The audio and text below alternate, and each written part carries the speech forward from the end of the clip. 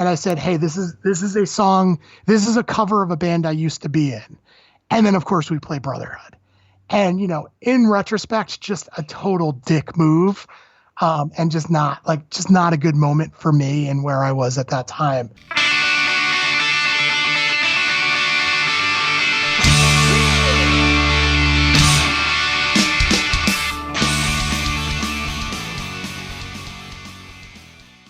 Welcome, everyone, to This Was The Scene, the podcast that takes a look back at the late 90s, early 2000 punk scene. I am your host, Mike Doyle. Before we start, go follow my Instagram account if you're not following it already. It's This Was The Scene. It's my way to keep people posted on upcoming episodes, and also I do like polls and things like that, or little questionnaires in the stories. So it's a lot of fun, and if you enjoy fun, then you should go follow it. In '92, Tripface was born. They began to organize and play shows with their friends within their small town in basements, recreation halls, and garages. For the most part, they were parties, gatherings of a handful of skaters, metalheads, and geeks from the local high schools. The bills were always shared with their friends Grid and a mix of side projects. Playing across of 90s metalcore and NYHC, the band grew in popularity on Long Island and began to make a dent on the East Coast. After a few months, the band recorded the closed-in demo, which ended up getting passed around a lot. They would go on to play many shows, including CBGBs, the QE2, Right Track In, the PWAC, and the Wetlands, sharing stages with bands like Warzone, Sheer Terror, Agnostic Front, Hatebreed, and Outburst. The rest of the information you will find out in this interview, so hang tight. This is a band I brought up so many times in interviews, and I was just kind of blown away that I was able to find them, and it was really actually very easy to find them, which was kind of weird because I thought that I was, trying all of the ways to get in touch with them. And I reached out to Scott, and he was like really quick to say yes to do this interview, which was awesome. And the only time I saw these guys was at the Wetlands at the Weston Ignite show, again, which I've talked about so many fucking times in this podcast. I also realized that I don't really have that many stories from the past. I just remember a lot of other stuff. So I know I bring up my own shit all the time, but it's really my only reference point. So that's what I'm probably going to keep doing through the lifespan of this podcast. I think this is the time that Monkey told me about their Facebook account where I was able to get in touch with Scott. But in the last interview with Mark from Shutdown, I had said that it was Monkey, and it wasn't. But this time, I'm pretty sure Monkey's the one who led me down this path. So thank you, Monkey. I got Scott on the Skype, and this is what we chat about. Loving the obscure hardcore bands. What was their message? Getting into fights. Stony Brook's radio station. How they got on the Weston show I always talk about. What was Earth Crisis like? His anxiety with playing large shows. The reunion show. Who put their songs on Spotify? And a ton more. Before we start, I want to give a shout out to my animation company, Drive80.com, DRIVE80.com. I do explainer videos, logo animations, and Instagram stickers. So if this is something that your company is looking for, then just email me at mike@drive80.com. You can also go to drive80.com and check out samples there. Even if you don't do that stuff, you should go check it out because it's a lot of fun. It's just like animation. So, I mean, who doesn't love that shit? That's all I got to say. So feel free to subscribe, leave a review, and share this with anyone who would love some punk rock nostalgia. With that said, let's get started. What is your full-time gig? So my full-time gig is I am the town librarian in Fairfield, Connecticut, which means I am the library director for a main library in a branch. Before that, for about 7 years, I was the executive director of the Albany, New York public library system, which was a super political gig. And I've been in public administration for a good 10 to 15 years of my career. And then on the side, I am an adjunct professor at the School of Emergency Preparedness, Homeland Security. It's a long acronym for the SUNY system in the state of New York. Holy shit. That's impressive.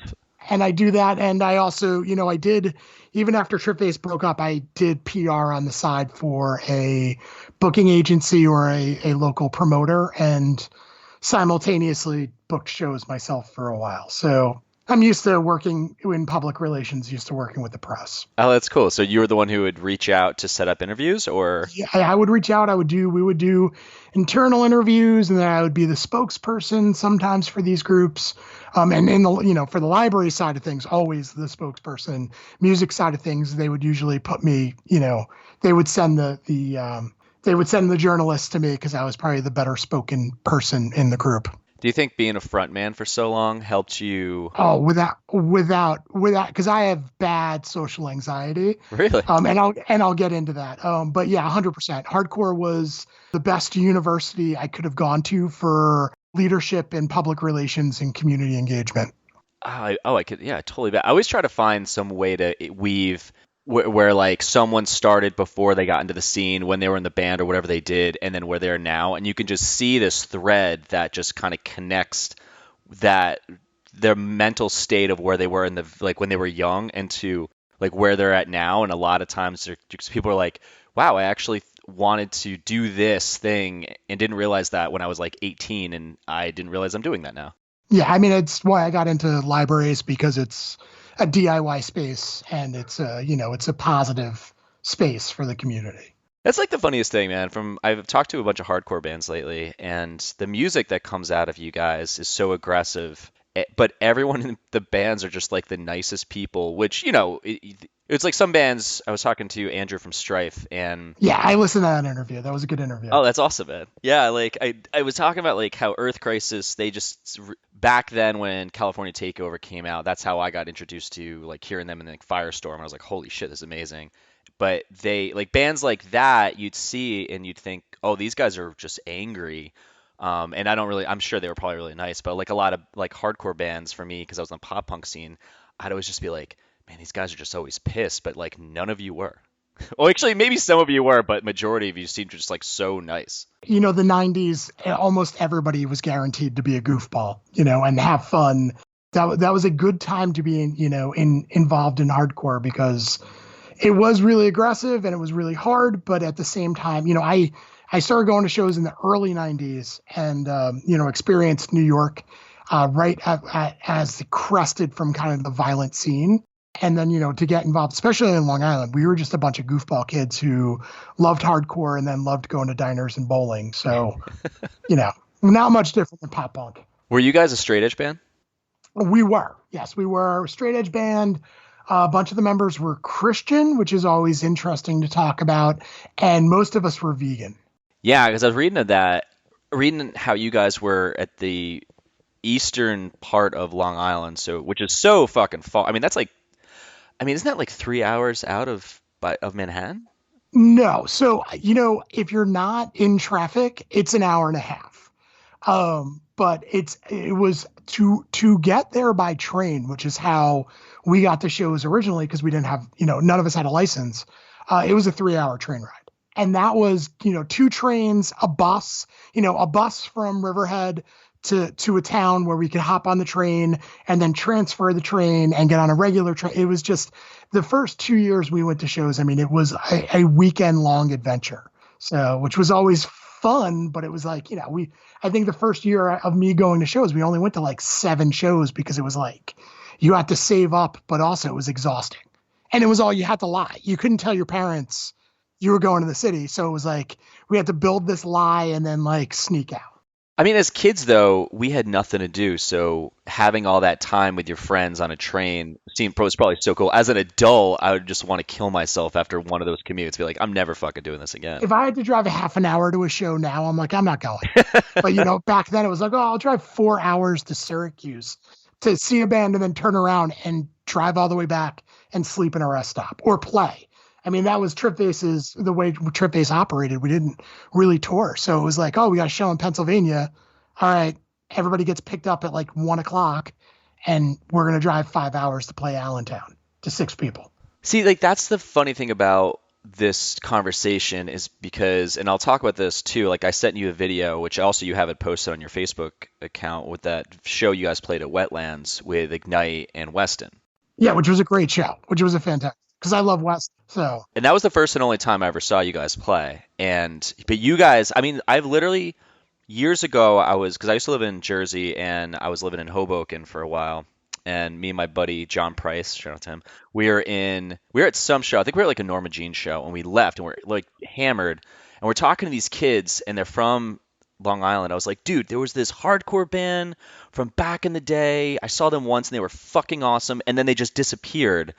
I was like, what the fuck? He's like, and so we were going through it, and this one kid's like, I think it's Tripface. I was like, yes, that is the fucking band.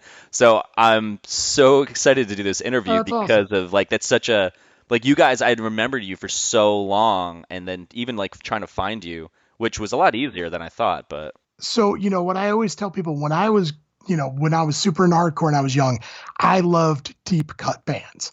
Like I loved those bands that like only a handful of people knew about. And that's so when I look back at hardcore, like I have friends who have been, our real estate agent is the wife of the bass player for Hatebreed. I have friends who have traveled the world with their music and they're always just like, how do you feel? And I'm like, I'm in the deep cut band and I love that. Like I love that, there are a ton of bands when people ask me who my favorite hardcore bands are and I rattle them off and they look at me and I'm like, yeah, you haven't heard of half those bands.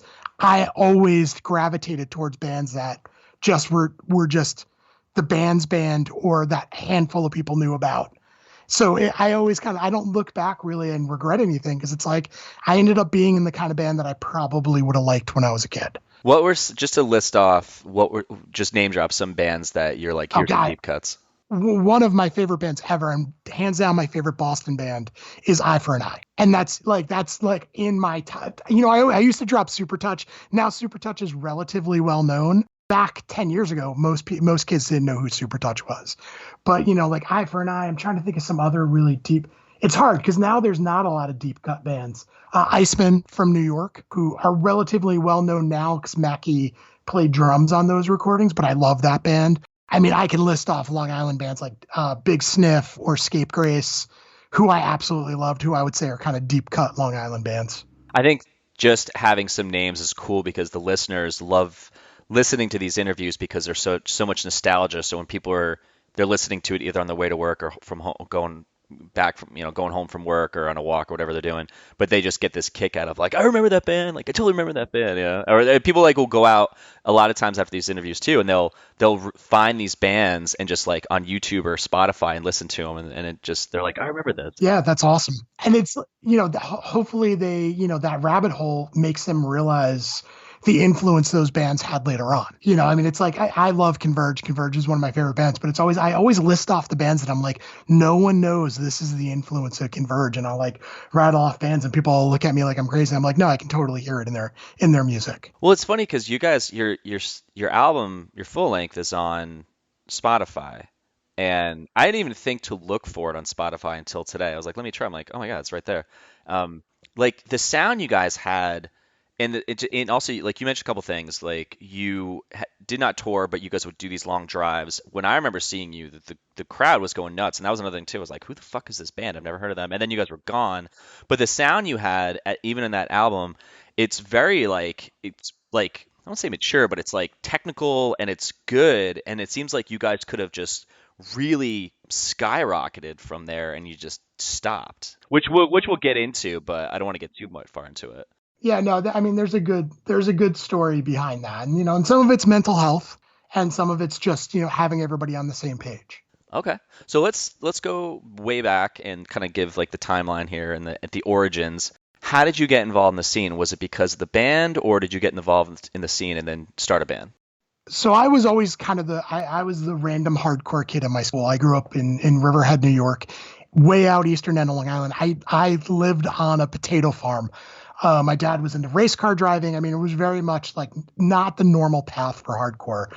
And I just was a hardcore kid, super into skateboarding, super into punk rock, and then hardcore, into graffiti, into hip hop, and a small kind of group of friends around that. Most of my friends were metalheads, and skateboarder kids and punk kids, and I got into hardcore like when I was in seventh grade. I got into hardcore literally through like kind of bands like Suicidal Tendencies, that through skateboarding comps and through Thrasher magazine, and then I saw the Cro-Mags on MTV.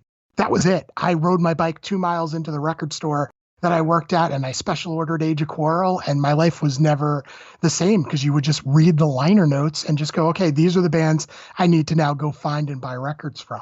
There was a band in our town called Grid, who, if anybody can find, they're on YouTube. They're amazing. And it was my friends, and I hung out with them. I was never really thought I was going to be in a band. I liked skating. I liked taking pictures, and I liked going to shows. That was really like that. That to me was life. Being in a band was kind of a secondary, it was something like, oh, I do for fun, but not my primary interest. Going to shows for us was an adventure. It was, 3 hours in, you had to take a bunch of trains, had to take a bus, had to lie to your parents, and end up in New York City. And we would go to shows at like the Marquee, which is anybody who knows New York in the early 90s know not only was the Marquee a short-lived hot spot for hardcore, but also probably some of the most violent shows anybody could go to. Where was this? Where was that? This was Midtown Manhattan. And it was just, it was wild. And, got to see Burn, Gorilla Biscuits, Marauder, Biohazard, Iceman, Sheer Terror, Killing Time. Those were all my first shows. I mean, they were just wild. And I was really lucky. You didn't want to go into the city by yourself. So we would kind of drag our friends in and kind of built our own little scene, around 2 or 3 towns. And we had no idea, Long Island hardcore existed. It was just, we were just going into the city and going to shows. So by saying that, you were going all the way to Manhattan from Long Island, which is so far, and you just didn't see that shows were happening around your town?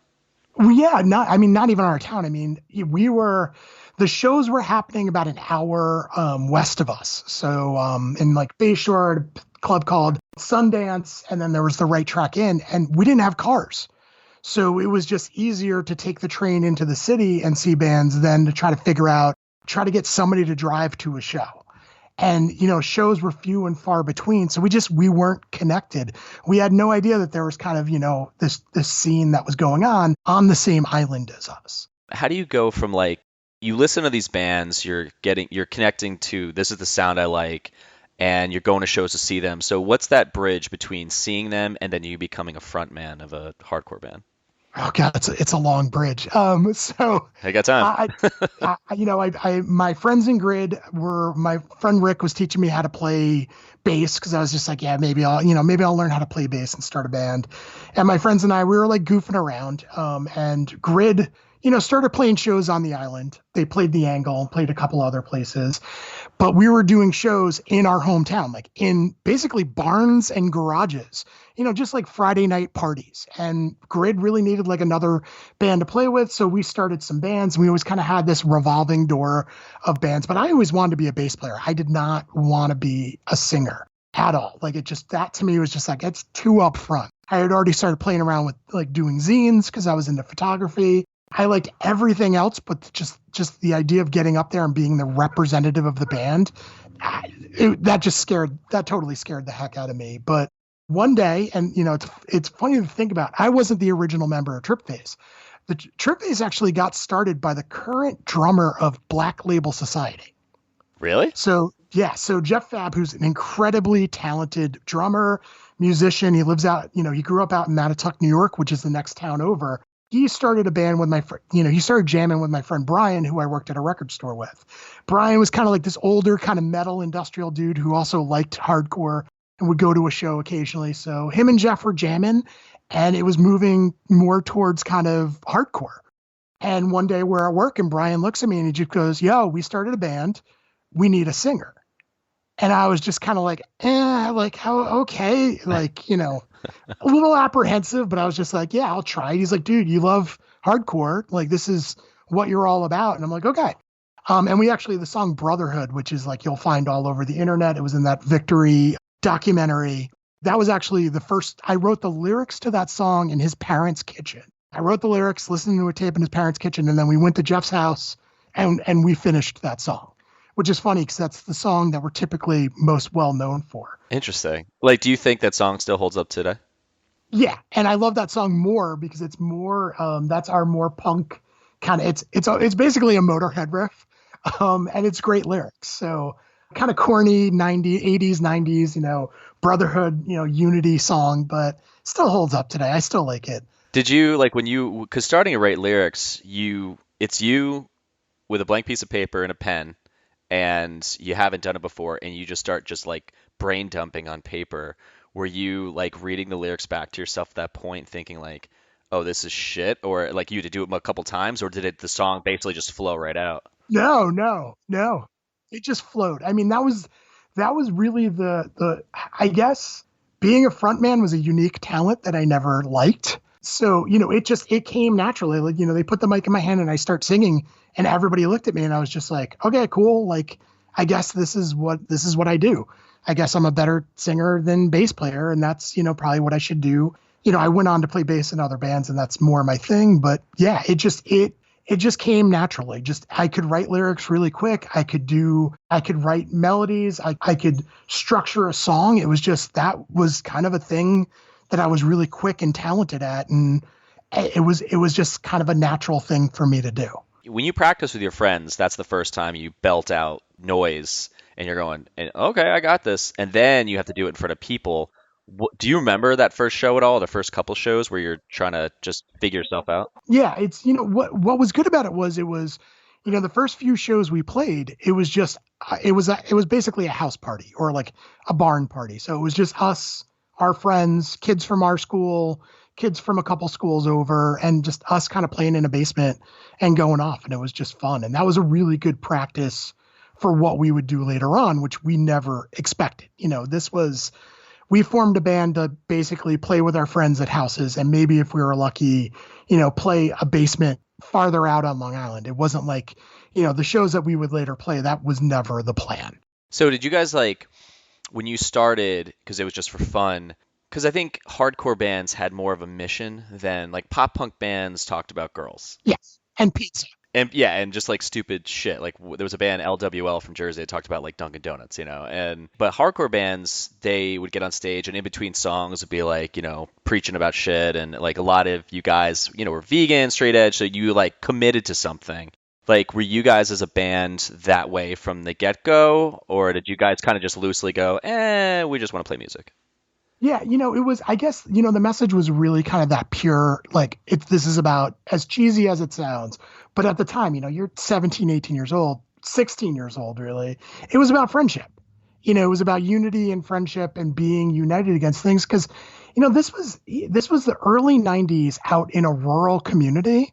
We got chased. We got beat up. These were the days before Tony Hawk video games. If you rode a skateboard, in Riverhead in 1991, you were a target for getting beat up. So it was really, when people talked about unity back then, it was you had to be united against other people. We were all kind of the nerds and weirdos from all these different towns, in these rural communities that found each other and also had each other's back. I mean, there was, there were times in which like we literally were fighting groups of other kids because we were the punk kids. We were the kill your mother, kill your father kids, as some of the people would call us. So it was really, we didn't need to have a message because we were already unified around the idea of our interests and our passion. So this is a dumb question, but I'm going to ask it anyway, because I've never been in a fight. Like when you would get into fights with like groups of people, like I don't know if this happened one time, it happened like a handful of times, but were you like, when you're doing that, like what's going through your head? Most of the time it's like, I just want to get out of here. I mean, I had friends who were like, that was never, I do martial arts now, but that was never my thing. I was a really good de-escalator, but it usually was just shoving and yelling and somebody getting knocked over. It was not, there was a couple times where it was probably more real deal than I'd like to remember, but it was just, it was like, let's get out of this sketchy situation as often as we can. And then if we can't get out of the situation, well, guess what? We're going to defend our friends and we're going to defend each other. And, a lot of times we came out, probably the people regretted messing with us, but we were always like, hey, let's de-escalate and get out of the situation. And then if we can't, well, then, we're going to hold our own. And, I'm sorry, this is a bunch of kids who would go to New York City where there were real gangs and, watch really scary situations. So after a while, it was like a bunch of jocks at the beach wanting to beat us up. It was like, all right, guys, this doesn't scare us. This doesn't intimidate us because we just watched somebody get stabbed at a show. So we're really, it was less intense. But that was, that we unified just around the fact that, and then back then it was the metalheads hung out with, it was almost like those bad 80s movies. Your circle of friends was all these weird interests, the goth kids, the metalheads, the skateboarders, even like the hip hop and graffiti kids. We all sat at the same table. We all met in the same corner. Like when, a school was in session, we hung out with kids from other schools, because those things now seem like they're so divided. But back then it was like, okay, you're a weirdo. I'm a weirdo too. You like The Cure. I don't mind The Cure. I love The Cure. You might not like Sick of It All, but hey, at least we can listen to The Cure and hang out. So let's be friends. And that's really where we came from. So we didn't need to create a message. It was more like, hey, we're the freaks and geeks, and this is what our songs are about, just about keeping together and, kind of pushing against the norm. How long were you guys a band? Oh God. Well, so, the original lineup, which was none of the members who ended up playing on our record or that you saw play, I think my junior and senior year, we were a band. We regularly played shows. Then everybody kind of parted ways. And then my freshman year of college, I went to school on Long Island, about an hour from Riverhead. That lineup that was all from Mattatuck. They were all from Mattatuck. They were all from the same small town. We reformed with a new lineup, pretty much with only me as the original member. And then we were a band for about 2.5 years, maybe 2 years after that. So this is a random question. I went to school with this guy, Mike Z, who's called Drug Free Mike Z, and he was in a band called Uprise. Did you guys ever play with them? So I know the band Uprise, and I'm sure we played with them. I can't recollect what show we played with, but the name is definitely super familiar. Yeah, he was like the guy that opened up. I believe that he did. He opened up my eyes to just hardcore, because he would be talking about. He was like super straight edge, because he was pretty heavy into drugs, and he went straight edge, and then I think he dabbled again after that. He would just show up and he'd have the whole, like, they had a 7-inch out and stuff, and they were like, yeah, there's this hardcore scene that we're in. I was like, dude, that's fucking awesome. And so like that band kind of opened my eyes up to like, oh, we can put out music and things like that. And so that was like the local hardcore band in the area. So I was like, I wonder if you knew him, or like Matt Molnar. He was the singer of the band too. Yeah, horrible with names, but I am sure I have met these people. I mean, and that was, that's in those days pre-internet. You had the recruiter. You had that those 1 or 2 guys or girls who their mission was to get more people into hardcore. I mean, it was then, and it was, and then there was a competition with kind of the rave scene. But I mean, that was kind of I felt like that was my role. Like, if anyone showed an interest in hardcore whatsoever, I made a mixtape for them. I invited them to go to shows. If we had a kid who was showing up to a bunch of local shows, the parties that we were throwing, we would make it a mission to get that kid to their first real show. And that was kind of the beauty of hardcore in the 90s, and probably why Long Island got so big, is because you just had in every town, there was these 1 or 2 kids. I had an older kid, Mark, in my life, who now in retrospect, we're the same age, but he was 2 years older than me at the time. And he seemed so much older and so much more knowledgeable about hardcore. And he took me under his wing and introduced me to amazing bands. And that's how hardcore flourished pre-internet, was just these people who just were passionate about getting more people into the music and going to shows and being involved. Did you ever invite someone to a show like that ended up joining a band in some way that took off? Not anybody I can think of that took off, but I definitely brought some people to shows who got really involved in the scene, went on to do zines or went on to booking. Anybody who had any musical talent, I would get into a band with me.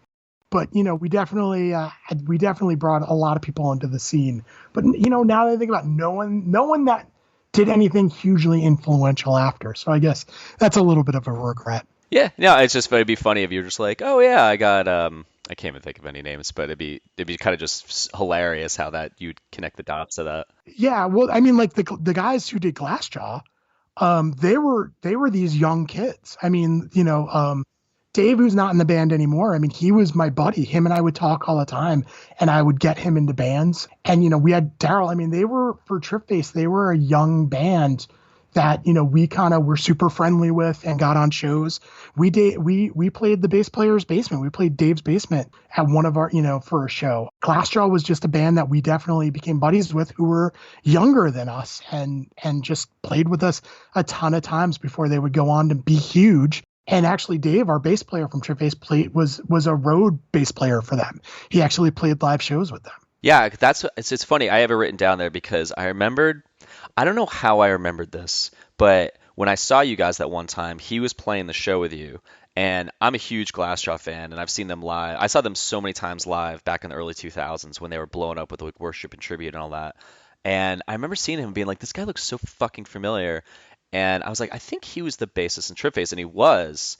And that was just like wild to me because he like for me like I play bass like not great, but he was one of the best bass players I think Yeah, I've Dave seen. was super talented, and Dave was, he was kind of that second incarnation of the band. Dave and I just started going to shows together. He lived in the same town as my best friend, and him and I became friends through that. And when the band was restarting, we needed a bass player, and I was just like, well, I know this kid who's super technical, like, was super into death metal and really just played really great technical bass. He would be perfect for the band if we restart the band. And an amazing bass player, like a really talented person. Where were the majority of your shows in the beginning? Were they in Long Island? Because I know you were going to Manhattan to see bands, but they were in Long Island. They were in Long Island, and for us, that's it's like a whole other scene. It's like an hour from where we practiced and hung out. When Jay joined the band, Jay was already doing sound at a lot of Long Island shows, so he had a bunch of connections that way. No one really knew us except for we played a live set on a local radio station. So Stony Brook's radio station, this guy Kyle did the shows. It was a hardcore show. You play hardcore bands. And he started having hardcore bands come in. And honestly, he doesn't get the credit he deserves when it comes to Long Island blowing up. He would have you play live on his radio show, and he set up the room that you sounded really good. The recordings came out great. And then he would sell the recordings as a tape. So right before the first incarnation of the band broke up, we played WUSB live, and he put this out as a split with our friends Grid. And, it was an afterthought. It was senior year of college. Senior year of high school. I was having fun with my friends. I was going to college, wasn't really thinking about the band that much, had moved farther out on Long Island. So I was going to shows. I actually did my first zine. That was really my concentration. And it was a combination of making new friends kind of where the scene was, me doing a zine, and then this tape coming out that all of a sudden we were on people's radar. And these kids were coming up to me and being like, yo, your band's awesome. I'm like, oh, my band's dead. Like that band is no longer, Jeff went on to be like a DJ. Most of the band kind of got into the rave scene. I was like, I'm not really that interested in being in a band anymore. I'm having fun just going to shows. But, cool, thanks. I'm glad you like the tape. I'm glad you like the music. When Jay was talking to people, he was just like, hey, he helped us record our demo. He was like, yo, let's start the band back up. And I have some songs written. And I personally had some songs written. And we started playing like the more well-established clubs on Long Island, like the Right Track Inn. There was the Pitch and Putt, which was like a skate park, which was really big. We never got to play the Angle. I wish we did. And then there was the People with AIDS Coalition had this space. And that's where the majority of these huge Long Island shows happened. And the people who booked it were like, hey, you want to come and play the PWAC? And to us, that was like the next, that was like something we never dreamed of doing. So we played the PWAC, and we just we started the ball rolling again right as Long Island was really taking off. And I think that really kind of helped develop this following for us. So when I saw you guys play, I don't know if I'm remembering this incorrectly or not, but it seemed that the whole time you guys were playing, from what I remember your face, you were just like happy. You just see, and you were like kind of in awe because the crowd was going nuts, and there was this section in the front where these kids were just going crazy for you guys, and I remember like you just had this smile on your face. Like, am I remembering this right? Oh no, it's right. Like, as for angry as the lyrics were, it was, here I'm doing, I joked when we were a band. Someone was like, oh, well, dude, what's, I was talking to somebody who had nothing to do with hardcore, and they were like, oh, well, what's your goal as a band? And I jokingly was like, oh, someday I want to play CBGBs with Warzone. That's how much of a hardcore nerd I was. Like, that's like, to me, that was the pinnacle of success. To be playing, in the city, at the Wetlands, which was a club I loved going to be playing the Wetlands, and not like, it would have been cool just to open that show. And if like no one cared, it still would have been cool to play the Wetlands.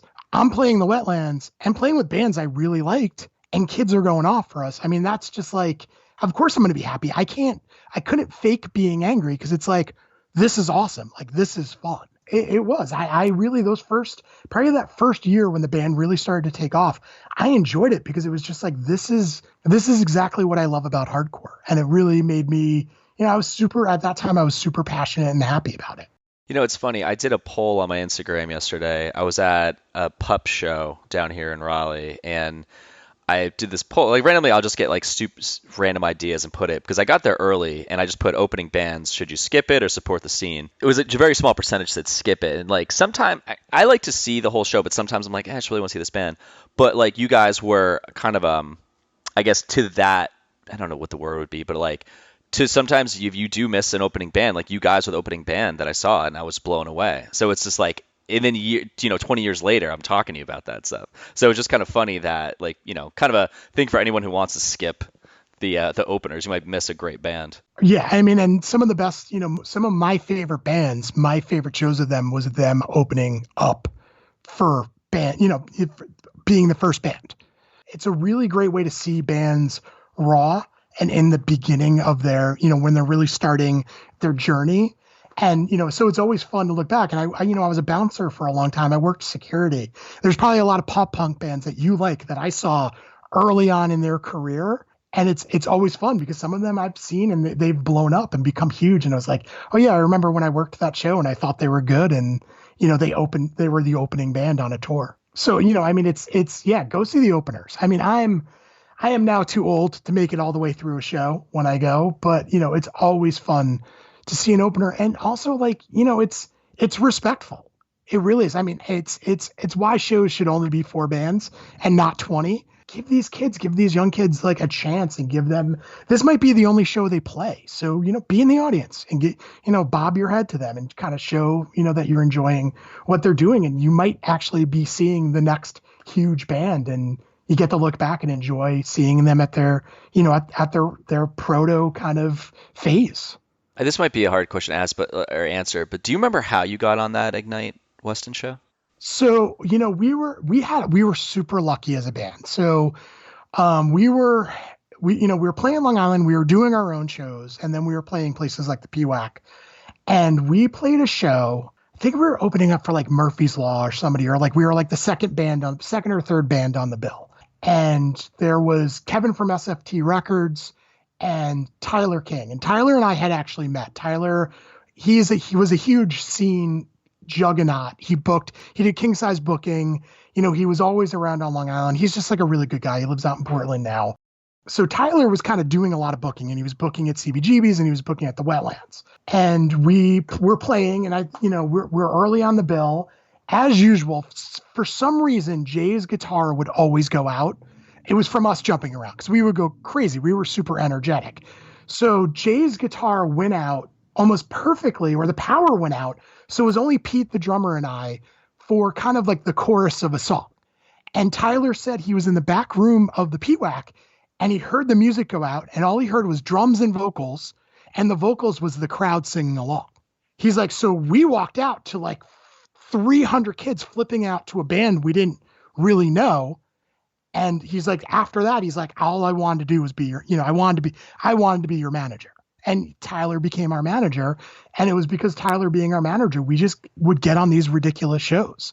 And, we deserved it. I mean, we always drew. We always had a really great reaction. So I never really felt guilty about it. But, it was 100%. The only reason anybody knows who Tripface is pretty much because of Tyler King. And just the fact that we were really lucky to have the power go out at a really packed show and have a lot of kids singing along and going off, even though it was just drums and some idiot up front screaming, because that's what I would do without a mic. That's so fucking awesome. Fucking, did you know, this is a side note, did you ever see the Cinema Beer Nuts compilation? No.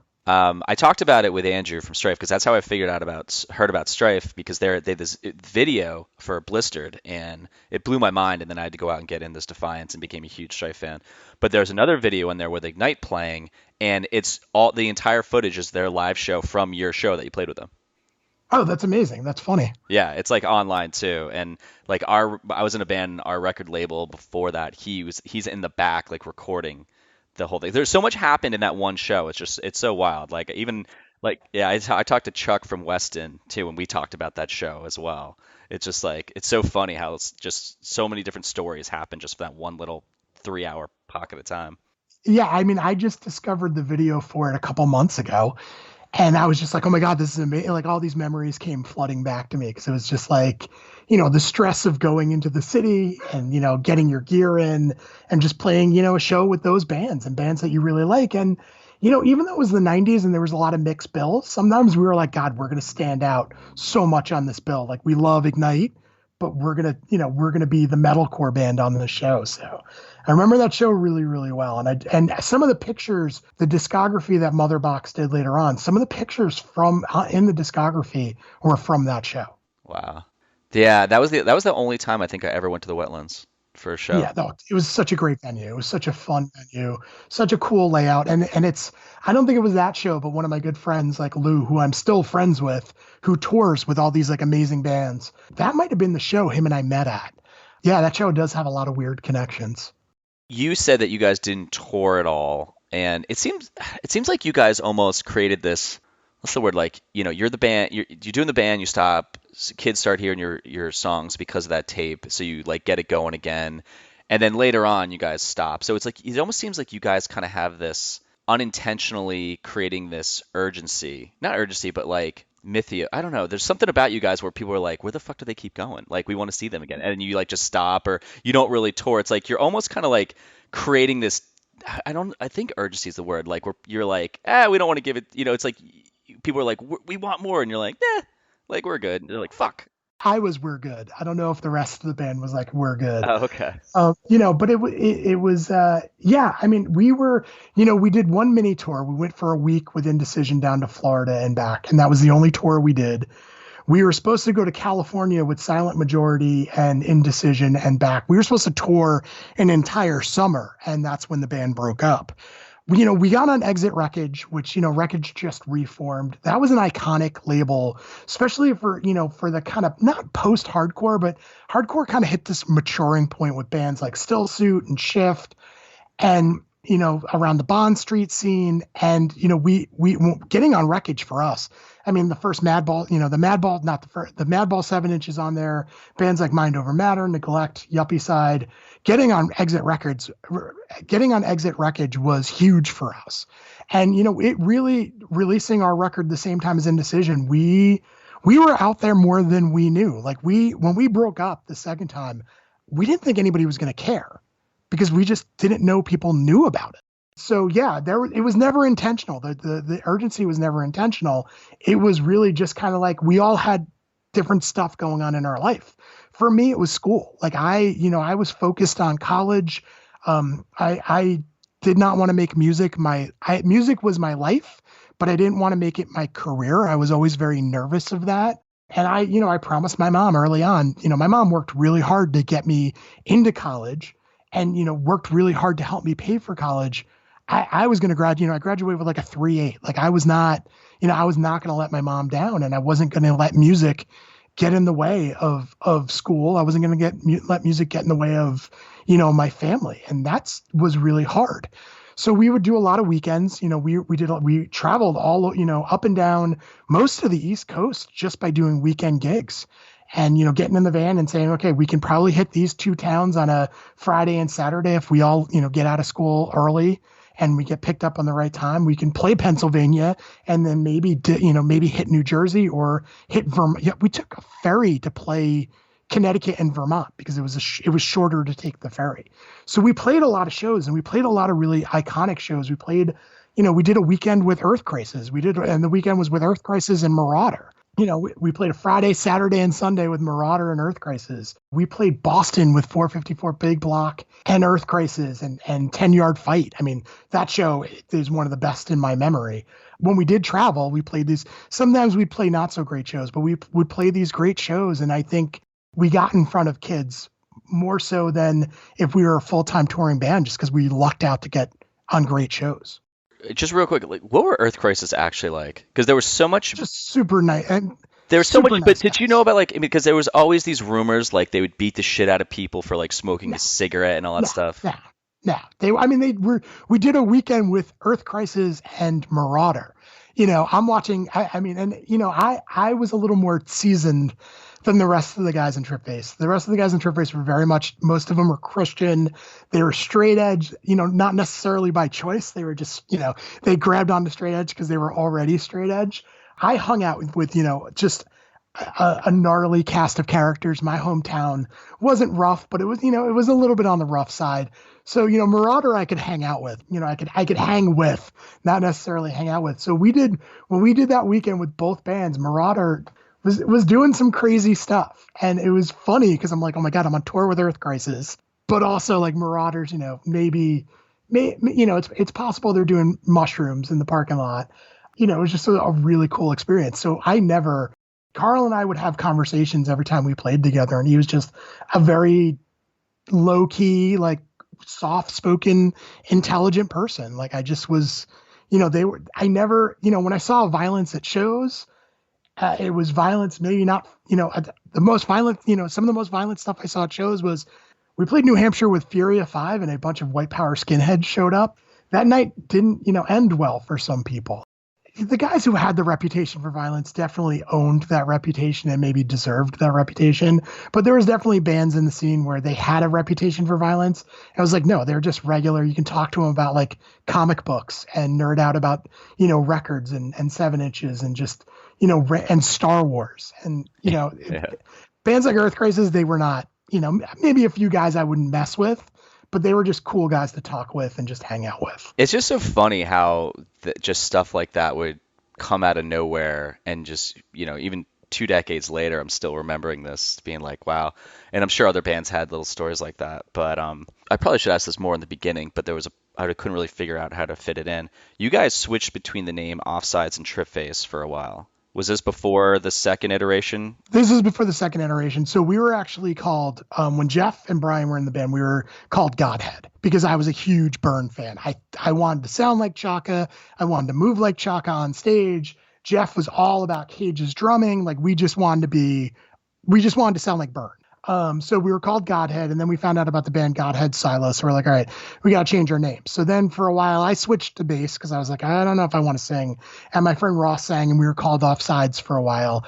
And then when Jeff left the band and Jay and Pete and Dave joined the band, they were like, hey, can we go back to let's be called Tripface. And I was cool with it because it kind of fit with that straight edge vibe, because now we went from a band where we called ourselves Tripface because a lot of the guys in the band were not straight edge, to now having a straight edge band, that kind of that tradition, like Gorilla Biscuits, where it's kind of that tradition to use a drug name for a band that's straight edge. And so it kind of fit that way. Sometimes I'm like, God, if we changed our name, maybe we would have gotten bigger, but it is what it is. I think the Tripface is that seems like it falls in line with the majority of good names out there. Like there's some band names out there. I was talking about this someone a couple interviews ago, and there's some really bad band names, but that one's like a solid name too. It's like just 2 syllables, it's like a strong name. Like, when you're going to see this band, you're like, I might get like this. These guys might kick my ass with their music. Yeah, that's nice to hear. When my 4th grader wears a Tripface shirt to school, we're always expecting and he likes to wear this one shirt. We're always expecting a call from his principal. It has yet to happen. I guess they just now they accept everything. That's hilarious. That's cool that did you make him a shirt? Yeah, we did a reunion. God, like 10 years ago. Yeah, you did a couple I saw, like 2011 and 2012. Yeah, we did a couple, and we had a bunch of merch left over. So now my kids, especially my 4th grader, just, he wears merch. That's so cool. He wears my old band's merch, which everybody thinks is hilarious. That's great. Did he see you guys play? No. Oh, no, it was 4th grade, so he wasn't born. Yeah, yet, so right? Yeah. The last time we played, I think my oldest was a baby. And no, even if we brought him, we wouldn't have brought him. But even if we brought him, I don't think he would have any memory of it whatsoever. I have showed them videos. They're just not impressed at all. They're just like, all right, cool. Like I forced them to watch the Wetlands video, and I think they made 2 songs in, and they were like, all right, can we go play video games now? I'm like, yeah, go run and play video games. That might be cooler when they like get older and they're like, holy crap. Yeah, I was hoping. I think it's getting less cooler. Some of my bands, so I played bass in kind of a more metalcore band. And they're like, oh, it sounds like music that would be in like a video game. And that band they like. but everything else, no interest whatsoever. Yeah, when Dad's singing, they're not a fan. Yeah, no, but a couple of my more metalish bands, they can hang with a little bit. Were any labels at the time trying to like court you guys? 100%. And I mean, that was kind of the downfall of the band. So, we've got a manager, we've got Tyler booking us, and he's getting us shows all over the place. Those guys were really proficient musicians. I mean, Jay really wanted to have a career as a guitar player, and Dave went on in music later on as well. Those guys really wanted to kind of make that next step, and for me, that was something that I wasn't comfortable with. We were kind of courting some of the bigger independent labels at the time, and also courting some of the bigger hardcore labels at the time. And I was really pushing for the bigger hardcore labels. They were pushing for some of the bigger metal labels that were kind of dipping into hardcore, making sub labels. So there was a lot of courting going on. I mean, we were playing bands, we were definitely playing shows and being scouted by labels. And that was a pressure that I couldn't personally handle. I mean, that was kind of the downfall of the band, because I was just like, I don't want to do this as a career. Like, this is just huge stress. We played a show with VOD and Madball at, what was the Roseland? I forgot what they call it now. And it was a sold out show. And I'm like, all right, we're playing a sold out show, but we're opening. So we're probably going to play to like 800 people. And we showed up, and there was a line around the club. And, we get in and we set up, and the curtain opens, and the show was sold out when we went on. Jesus. And the curtain opens, and there was probably like over 1,000 kids there. And I am sure we had a really good set, but all I could say is at the end of the set, it was just one big anxiety attack. And oddly enough, Dave wasn't there. Dave got caught in traffic. Luckily, Ryan, who played bass for us on tour, was there. So Ryan was playing bass. We had 2 labels there that were scouting us. Everybody was all psyched. And I still remember, all I can remember from that show was the curtain opening and me being like, going off and doing a good performance, but being like, at the end of the show, I was just like, I can't, if this is what we're going to do every night, I can't be the singer. And was kind of the downfall, and that additional pressure, we made it as far as I wanted to go. And now now there's a pressure to drop out of college. How do I have this conversation with my mom, who's like scraping by, 2 jobs to put me through college? And I'm going to say to her, hey mom, I'm going to take a year or 2 off so I can go tour with my hardcore band. That was like a pressure that I couldn't handle personally. Just could not handle at all. And you were what, 23 at the time? 24? Yeah, I was 23, 24 at the time. I was, a junior in college, or sophomore in college. And it was just, I have severe, that I've dealt with later on in life. I had severe social anxiety that I dealt with at shows by either being the singer who went off or being the kid who was there to see the show. I was the Energizer Bunny, stage diving, dancing as hard as I could, singing along to every band. And it was more of I can't handle being around all these people. So I'm going to take that energy and I'm going to turn it into just going off. But now I'm in a band, and I got to talk to people after the show. I got to do an interview for a zine. I got to talk to, this other band. I got to talk to these people from labels. And I couldn't, it was really hard to operate in that space. I'm glad I did it because it prepared me for adulthood and later in life, but it was too much. And, I was hard to be around. When someone's having an anxiety attack and you don't know it, you just come across as not the nicest person because your heart's racing, you're dizzy, you feel like you're having a heart attack. You're going to be short with everybody. You're going to run away. You're going to hide in the van because it's like, am I having a heart attack or am I just, what the hell is wrong with me? And, we just reached that point in the band where my mental health couldn't handle what we were doing. Because nowadays everyone has a name for everything because there's research been done and like everyone's like, yes, if you're like this, it's everyone has like a label for something. So there's more of a, what the fuck is going on with me? And you don't have an answer for it like we did in the 90s. Like, did you understand what was happening or were you? I had no idea. I mean, I thought that was normal. To me, anxiety attacks were normal. Like it had been something I dealt with since I was a kid. I lost my father at a really young age to a really kind of tragic situation. Most of those lyrics that I sing in Tripface are about abandonment. So, hardcore started as kind of my release. It almost started as kind of like my group therapy. I mean, hardcore kids all have some trauma in their past life, and that's why they're attracted to music and shows and this bond and, having people who are like your brothers and sisters who you're not related to. That's what attracts us to the scene. But we have no idea, we have no idea it's a health issue.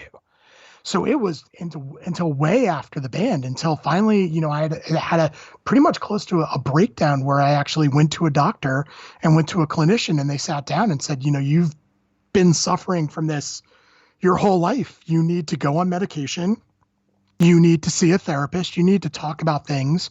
You need to learn coping mechanisms. And it was because when I was young, my coping mechanisms were shows and skateboarding. And then once shows became a job, became a responsibility, that got taken away from me.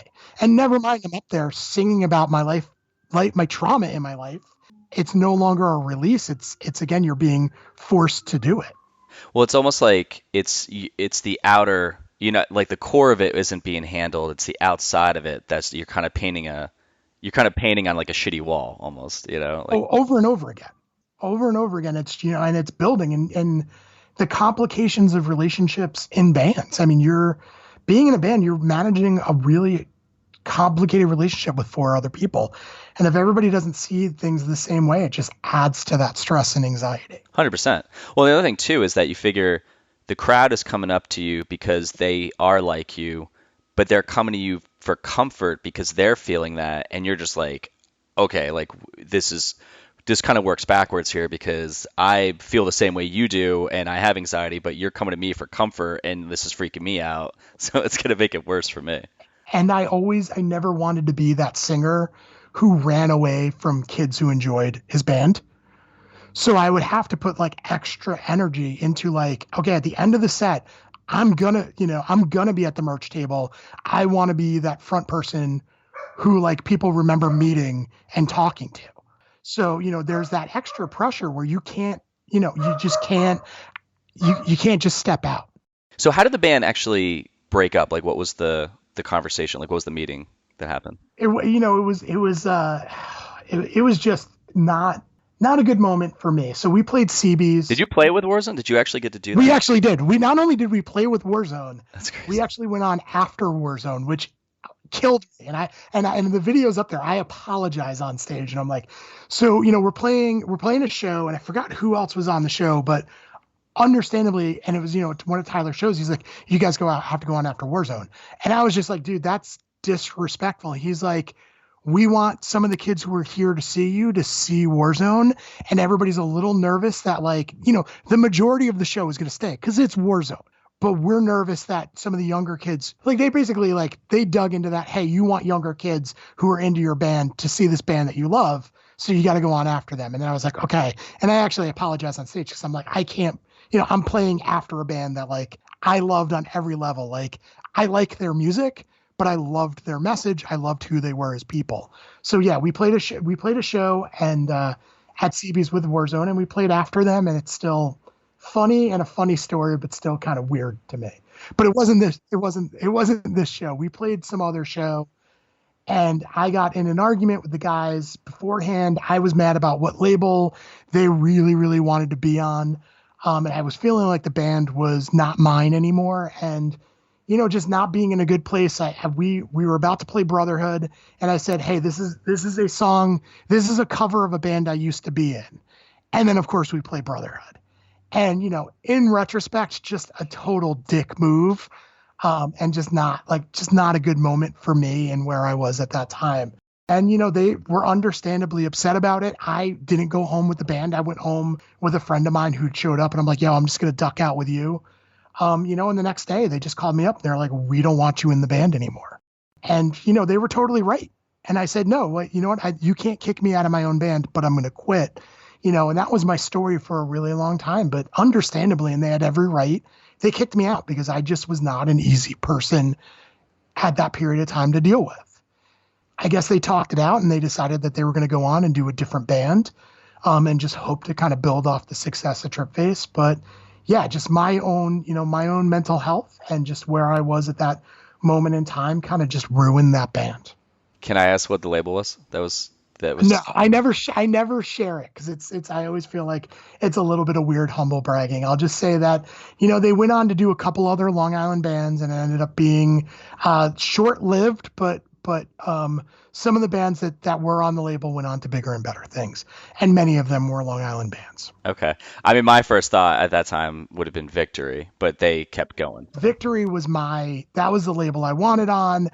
That was the label that we had conversations with, but business wise, the other guys in Tripface were smart not to go that direction. Yeah, it's funny because every time I talk to a band and Victory comes up, I definitely dance around how the dialogue that's out there about them is that it's not a good label. It treated their bands poorly financially. But when I talk to bands that were actually on it, I kind of stray from that because I don't really want to put them on the spot like that.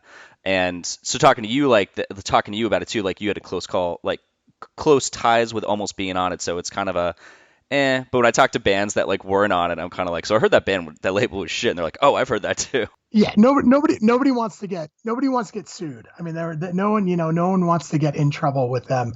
I'll say that we're on that DVD release, and that's how a lot of people found out who we were. You guys are on that? Yeah, so there's a scene from CBGBs of kids singing along to Brotherhood. And it might actually be our last CBGB show. And it might actually be our last show. We were supposed to be interviewed for it, but it never happened because we broke up when they videotaped that show. And so, yeah, that was our close call with that label and a couple other labels. When you guys got back together and played in 2011, 2012, was it the first time you guys had played a show since you broke up? So that was me and a bunch of my friends.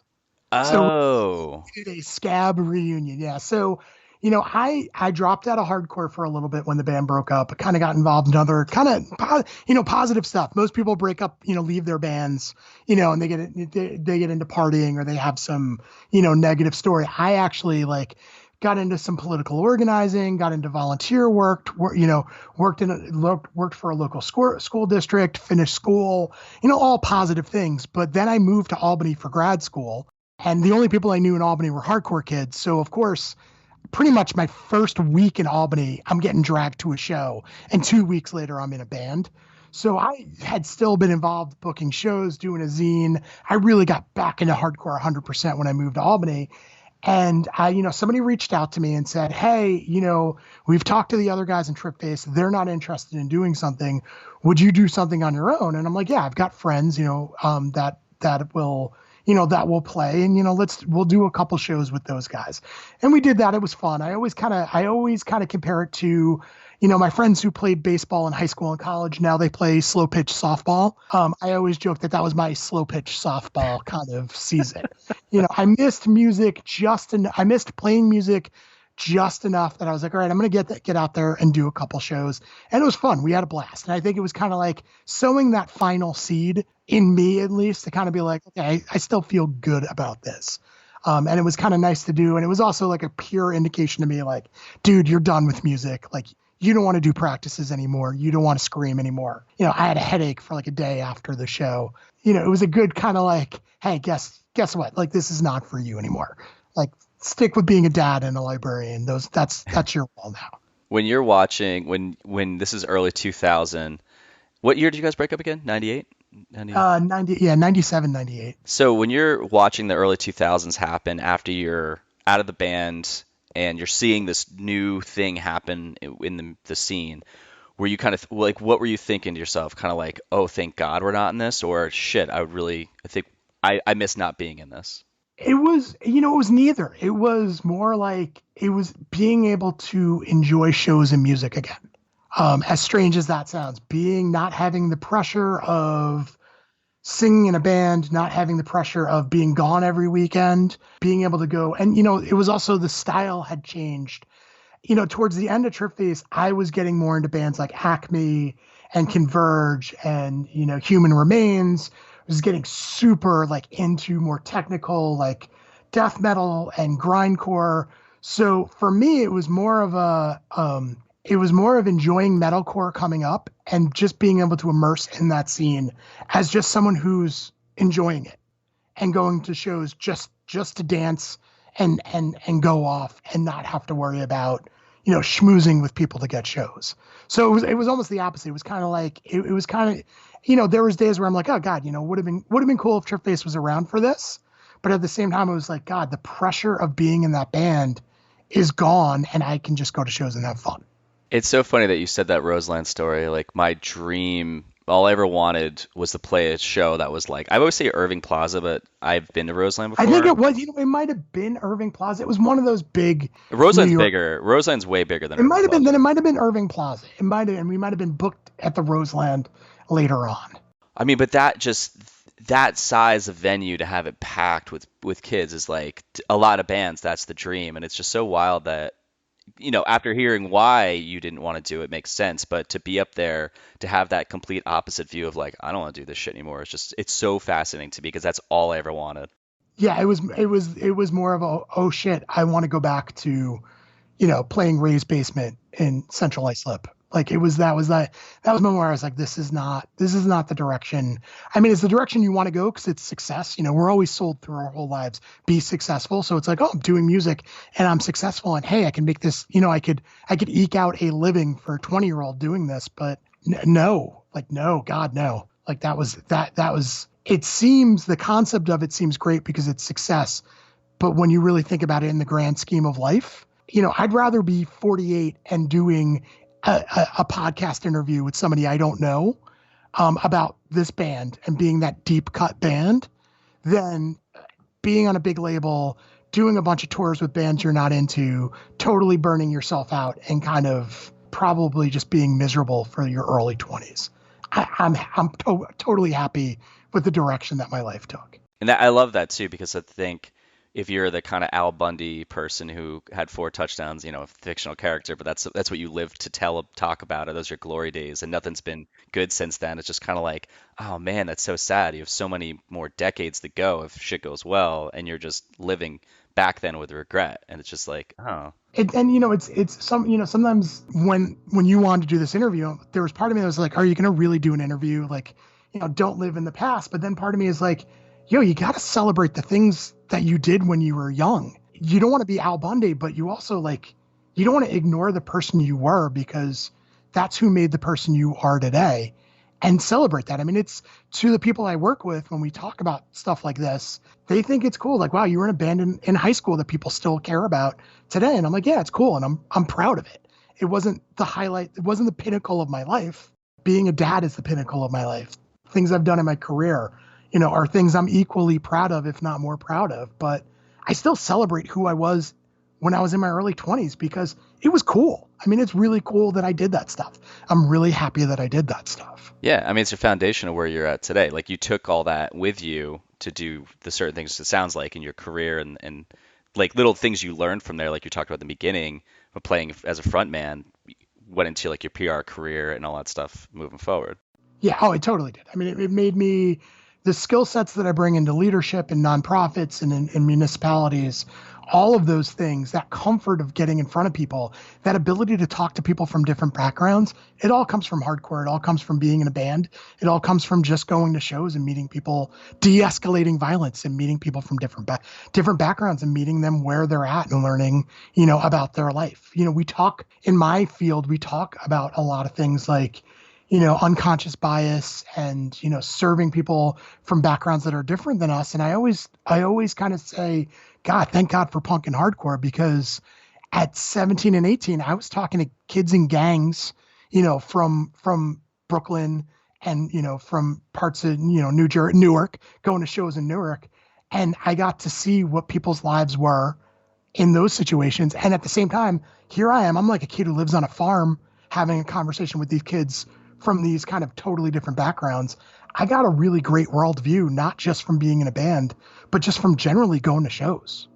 Has anyone ever approached you guys? Actually, no, before I ask that question, how are your songs on Spotify? Who put them up there? I put them up there. Oh, that's cool. I was, it's being a librarian, I'm extremely tech savvy. And also at the same time, I stayed in music. I was a bouncer. I did social media and marketing for Step Up Presents, which is a decent, a pretty big in Albany, a pretty big concert promotion firm. So I've always kind of had a background in technology. And it was, I had a bunch of people I'd run into people who would be like, yeah, I wish I could listen to your music. I can't find your CD anywhere. So when I reached out to Motherbox and they agreed to do the discography on CD, I was just like, hey, do you mind, if I put this music up on Spotify and streaming? And they were like, that was back before labels were really thinking about those things. And I just put it up on Spotify, and, it's done relatively well and it pays for itself, which is all you ever should look for with your music. Yeah, it's like people don't realize that you have to pay for a hosting Oh fee, yeah. Yeah. and It's then not it cheap. connects. Yeah, it's not cheap. It's like, yeah, I won't say it was like. Did you know real quick? Like I'm big into video and do animation and stuff like that, and I just learned like I'm pretty tech savvy too, and so with Spotify with my old band, I found that if you log into your Spotify artist account on their website, you can upload a video that's 8 seconds long that'll play in the Spotify app. Oh, Yeah, I did not know that. I gotta check that out. yeah, you gotta set it up to be 1080 by 1920, and then it has to be like 8 seconds, a little bit below before 8 seconds. But you can like find a clip of you guys playing, download it with this app. I'm just getting all kind of geek out here, but there's an app that I use that's like 4K something, and it downloads YouTube videos. If you just pop the link, and it'll just download the file for you. And if you're video savvy, you can make like a clip and then upload it, and it'll play like in a loop when your song is playing on Spotify. Oh, that's cool. I have to look for that. Yeah, I don't know, I just figure like a lot of people don't know that. I started doing that with my old band. I was like, this is so fucking awesome. Has anyone ever approached you before I ask the last couple questions? Has anyone ever approached you guys to do a documentary about the band? No, no one has. It's sadly like I am still not on good, in a good place with former band members. Oh wow. I did, yeah, before that first reunion, before that Long Island Fest, Pete and I, the drummer and I, actually hung out in college because we were going to the same school, and we stayed friends for a long time. We stayed in touch for a really long time. And when he graduated from school, we met one night at a bar, and he's like, yeah, we talked about doing a reunion, and he had a really good explanation for it. He goes, you kind of broke, I kind of broke their heart, and that just doing a reunion at the end of the show would feel like breaking up all over again. And I thought that was a really good emotional explanation. I mean, kind of heavy on me because it reminded me of like how much my actions impacted other people. So, kind of like a sad way. So that was the first go around. And then the second go around, I got Jay's number because I was like, all right, maybe Jay is the key to getting us back together. And Jay did not have a good reaction to it. And, I'll just leave it that it was not a positive or substantive conversation. And it was so negative that I was like, all right now I don't feel bad doing it with a bunch of my friends. So I'm going to go that direction. So no, and I don't know if any of the former band members would be interested in doing it, to be completely honest. Was there any like story from back then? Because I've seen you done some interviews like that you've like it doesn't have to be crazy, or it could be crazy, or like something at a show, like some little could be just a cool story from back then that you've never like told in an interview that you want to tell now. Oh my God, one I haven't told in an interview. That's hard. I don't know. We told that one in an interview. Let me just think real quick. So we're on tour with Indecision and we go to Florida, and we stayed for a couple days with this new band that nobody knew about called Shialude. And Matt and the guys in the band were the coolest guys ever. It was like the best weekend in Florida outside of like going to visit my family. It was the best weekend in Florida I've ever had.